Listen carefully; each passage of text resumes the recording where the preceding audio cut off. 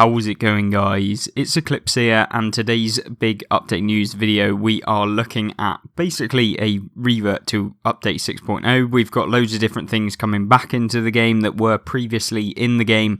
And so for the majority of you that play the World War II game mode, in the next couple of weeks, in the next month or so, we'll be seeing a lot of the features that we had previously to update 6.0. So I guess that's some good things coming back into the game. Obviously, you can let me know what your opinions are on them. I'll give my own opinion as we go through the video, and of course keep you up to date with all of the latest news. And so if you're interested in that and you aren't subscribed to the channel already, then I would do so. Other than that, let's get straight into it. Well, of course, when the recording this video is going on, well, basically you have 2 days to carry on with the 400% XP on your next win. So that basically means it's 5 times XP over the course of this weekend, which is going to be really good for grinding through the tank lines that you haven't already got through. But yeah, I guess if you want to maximize this, come on every day, play all of your variety of different tanks that you want to get the first win bonus on, 5 times XP. Continuously do that, and also you'll grind through the season ranks because the bonus XP actually counts towards the XP requirement for the levels, and so you'll get levels just by having basically 1 level per game almost, because you'll get probably 5,000 XP, which is enough to get the 1 level, and therefore you can, play a couple of different tanks over the course of the game, and you're going to be at season rank 100 very quickly if you aren't already within the season pass. So there you go. If you're interested in grinding through and using it to your advantage, then I would do so like that. As far as the actual bulk of the news, well, we basically had the community update stream yesterday, and a few new things were mentioned that haven't been mentioned before. We've basically got, for this week or last week, basically we've got fixed camo scaling on the Chaffee. We've had the Maus and heavy tank line was balanced, which meant that actually battle was increased by ×4. The distance travelled by the Maus was increased by 10%. So now, on average, every single game, the battles have increased by ×4, distances increased by +10%, and average damage has gone up by 1,500 to 1,950 in total. So you've got gained basically an extra 450 average damage in the Maus comparatively to when it was basically not nerfed, or not buffed even, when it was in the nerf state. And then the Maushan has basically got 4 times as many battles over the course of this week, and it's had a distance travelled of +26%. So, with the extra mobility that came with both of these tanks means that, yes, of course, they're going to be travelling further within the game. As far as some other things, basically Wargaming's big mistake this week, of course, every single week they tend to make one, is that the Mark of Excellence map handicap changed, and so they didn't let anyone know that this was going to happen. So of course when the update came out and then you play in any of your tanks, basically every single person's marks of excellence went down by 5%. So for those of you who ground out to rank 1 or to 100% on the variety of different tanks that you play in, then yeah, actually you didn't actually get 100%, and you're down at something about 95%, so you're having to grind through all of those. Obviously that's a big problem for those of you going for marks of excellence, and of course if you're really close to getting your second mark or your first mark and then suddenly it's just dropped by 5% without even being told that that's what's going to happen, basically Wargaming removed the ability for maps handicap. So what happened with Update 6.0 is Wargaming basically introduced this system whereby if you're playing a certain map with a certain tank, that means that the Marks of Excellence percentage, if it's a terrible map for that tank, actually gives a little buff to the amount of damage that you do in the calculation. So not your actual damage within the game, but when it calculates your Marks of Excellence. If you're playing, for example, an artillery piece on Himmelsdorf, and then you have an average game or a below average game, it basically cancels it out, so you'd have had like an average game in it. That's kind of how it works. Same with something like a light tank on a city map or something like that, whereby actually you would have got more mark percentage than you would have actually got on a map that favoured that tank. So they've basically removed that. That's why Marks of Excellence are now harder again.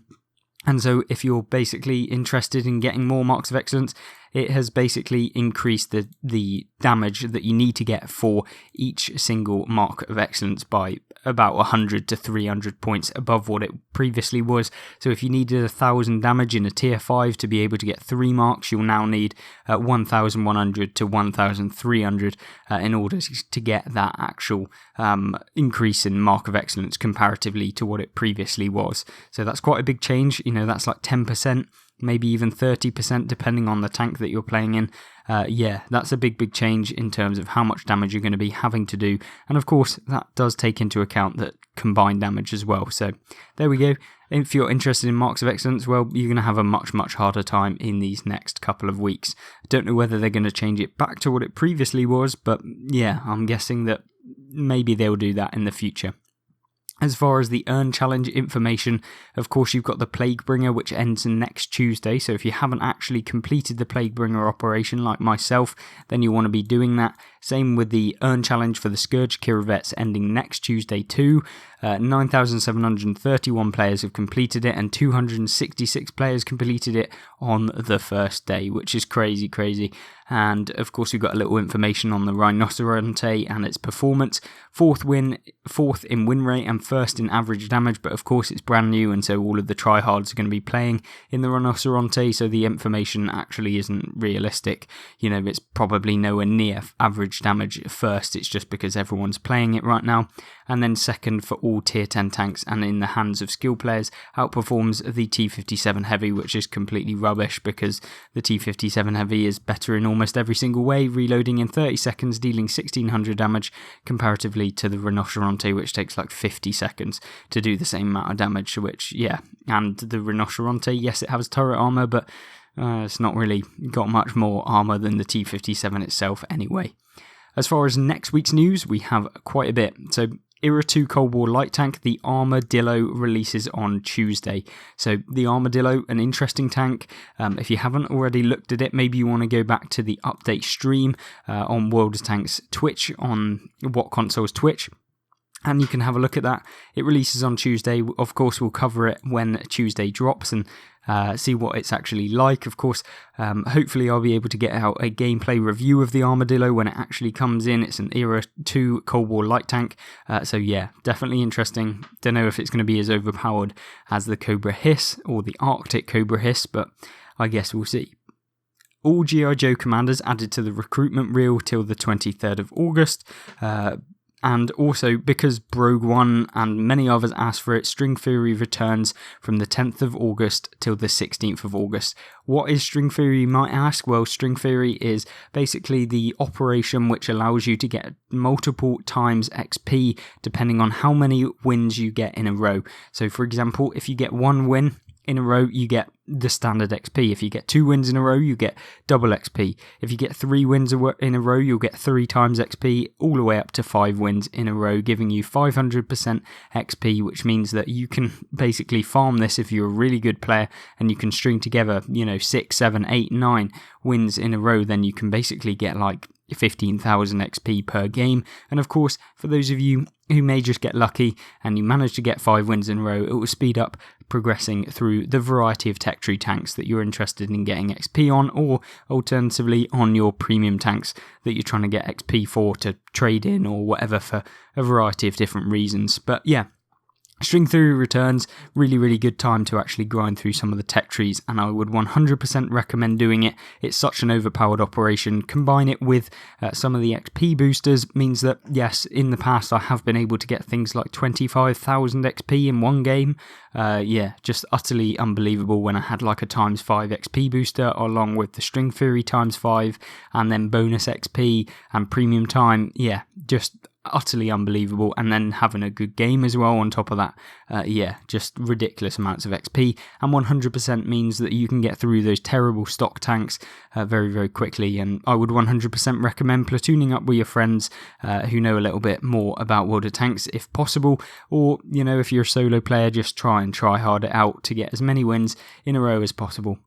Other than that, the tank trade-in event comes back from the 10th to the 16th, and once again I am going to filter you to one of my previous videos saying avoid the tank trade-in. It is just kind of not a scam, but it just is one of those things that doesn't actually really work within the game. Yes, you trade in a premium tank that you may not want, but then you still have to pay for the premium tank that you want. You only get 50% of the value of the tank that you trade in, which means that effectively you're only getting a 50% discount on the tank that you're buying for whatever the percentage of that is on the tank that you're buying. So yes, you might have traded in a tank that's worth 10,000, which gives you 5,000 gold, but if the tank itself that you're buying still costs, 14,000, you're still having to pay 9,000 gold for it, and so it's not even like it's a 50% discount on the tank. Obviously that depends on what the tank is that you're going to be purchasing. If you trade in a tier 8 for a tier 6, then of course you're going to make a lot more savings, but then you've actually traded in a tier 8 for a tier 6, so there we go. It's just one of those events I wouldn't recommend. If you want to check out the video that covers this, then it is titled Avoid Tank Trading on World of Tanks console. If you just type that into YouTube or go on my channel, you'll find it somewhere. But yeah, that kind of goes over why the tank trading event is just kind of like a dodgy kind of thing that Wargaming do. Don't know why that is, but yeah, don't really use it unless you really hate a tank and you were going to purchase a tank anyway. As far as quality of life fixes coming next week, we have fixed spelling of August, because apparently August can't be spelt right. More linear vehicle progression fixes, which just means that it's going to be easier to get down the tech tree. Fixed camouflage display. We've also got the Progetto CC55 barrel showing in Sniper Cam 2. We've got a vacant slot display in Real corrected, and the added collision to the bridge derailing in Desfall. As far as some works in progress, which is the biggest section of today's update news and the biggest controversy and some of the information that you'll probably want to be seeing, is that actually the IS-4 line balance changes will come on the 17th of August, so that's in 10 days time as of the recording and publishing of this video, which means that the Tier 7 KV3, the Tier 8 KV4, the Tier 9 STI and the Tier 10 IS-4 will come with some balancing changes, basically buff them because they are pretty terrible within the game as it currently stands, and it will also come with an on-track event to be able to boost your way up through the tech tree with a 25% bonus XP boost. You'll also be able to get buffs to the premium tanks, the KV4 by Krishlovsky and the KV4K. Along with this, +1 -1 matchmaking will come from the 20th to the 23rd of August, so for those of you really wanting to grind out some tech tree tanks that are pretty mediocre, then the 20th to the 23rd of August is when you're going to be wanting to jump on World of Tanks console and play those awful tanks. Now, one of the biggest things I think that you are going to be able to be hyped about is the World War II HUD is being worked on and can be expected in the near future. So when Update 6.0 came out, of course we got the changes in the HUD and the visuals in World of Tanks console, which led to this kind of ugly looking HUD, I'd say, when it first came in. And of course it was something to get used to, but now we will be having the old style HUD, so for those of you who did enjoy it, you'll be able to toggle this option on when it comes into the game. You'll be able to have the World War II previous HUD that we used to have, and that will be much, much better for the game. And of course, for those of you who are veterans and didn't know what it looked like previously, then of course you can give it a go and have a look and decide which one you want to pick. And of course, I think that is a good option for Wargaming to do. Sometimes it's good to take a step back, actually develop some of the things that were previously in the game that worked well, rather than just pushing on forward, creating this kind of gap between your previous veteran players and players that have played the game for years and years and years, and some of the new players. So of course, develop both, but make sure you keep hold of the player base that you previously had, and this is a good thing for them to do. Now, as far as ranked battles, it's still a work in progress and is not near completion. So what that is saying to me is that they're nowhere near. I would expect ranked battles maybe next year, early next year. I wouldn't expect it anytime soon, at least maybe, another 3 months at the later half of this year maybe. But then again, I don't even know if we'll see ranked battles, so I guess it's just one of those things we'll have to wait and see. As far as some other things, Cold War maps in World War II, we can take these out of rotation. However, the cost will be that maps like mines and ports may have to be seen in higher tiers so that map rotation can work. So let me know in the comment section down below. Do you want the Cold War maps like Mannheim? Do you want the things like the larger maps, Fredvong, do you want them removed from the World War II map rotation, taken out, but then the cost of that will be that mines and port may be seen at tier 10 and tier 8, which, to be honest with you, is pretty awful when you come up in mines on tier 10 and also port on tier 10. They are awful. Port definitely is one that I do not want to see tier 10s on. It just doesn't really work. It's too small of a map for tier 10s, and often, you get this unbalanced thing of if you try and make a push, you get shot on the side at the beginning of the game by the TDs, and I just don't think that port or mine should be in the rotation. Of course, let me know your thoughts on that in the comment section down below, and we'll get a good discussion going, and hopefully I can kind of feedback that to Wargaming with at least some degree of accuracy. And then, of course, with more revamped maps in World War II, this would make more sense to do. It is an easy fix if players want it. So maybe what we want to do is actually wait until the new revamped maps that are coming into the game fairly soon, at the end of this season, I would expect. Maybe when they get dropped into the game, they can remove the Mannheim and Fredvong and some of those maps out of the rotation of World War II, and then, we won't have the problem of having to have mines and port within the rotation. So there we go. I think that is kind of the idea that I would go with. But of course, let me know what you would do. Do you just want to get rid of all of the Cold War maps straight away out of World War II, even if we have to play mines and port? Then we spoke about why RNG was adjusted in World War II with update 6.0. Basically, it's just to improve accuracy, I think. As far as actual them changing it, I think what will happen is that it will just end up being plus 15%, minus 15%. I think that is going to happen. It will just basically be like the previous system, except everything will be a little bit more accurate, and you won't be able to low roll as much. So instead of it being, what it is currently, plus 15, minus 25%, on the damage, and 25% increase on accuracy, but minus 15% decrease in accuracy, so you're more accurate but you do less damage on average. That's kind of where we're at now. I think that they're just going to even that out and bring it back to what it used to be. Don't really see the point that they actually made with the RNG changes that they did during update 6.0, but let's see what they have to say, and of course let me know what you think about the accuracy changes and the RNG changes that happened. Then, of course, we have optimization of how the game looks and feels in regards to Xbox Series X and Xbox Series S. I think what's going to happen is they'll just improve graphics for those consoles eventually, and there'll be a ticket coming in from 3D Minto Vimto Commander. So for those of you interested in picking that up, I expect that will come in. I hope that comes in as part of the Season Pass, but of course we'll have to wait and see to see if that actually comes into the game or not.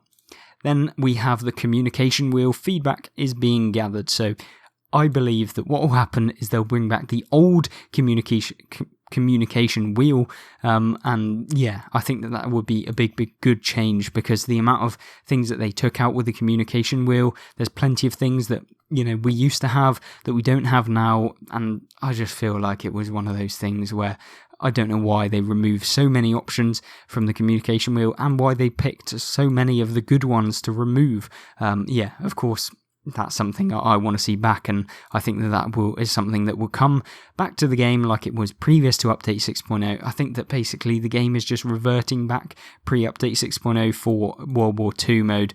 I think that's obviously good. Is it too late now to revert it back from update 6.0?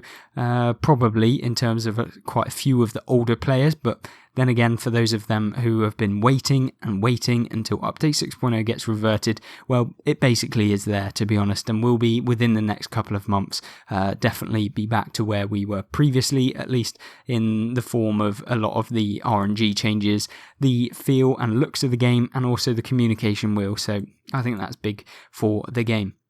As far as the next kind of season, I don't know why pirates were mentioned, but don't know whether that'll be part of the next season, maybe a teaser, I'm not entirely sure, but of course if you watch the stream then let me know what the pirates were mentioned about. I don't know why that is. Maybe it is a new season, maybe a teaser, don't know, but I guess we'll have to wait and see. And of course if any information about a new season comes out, I will cover it in a video at that time.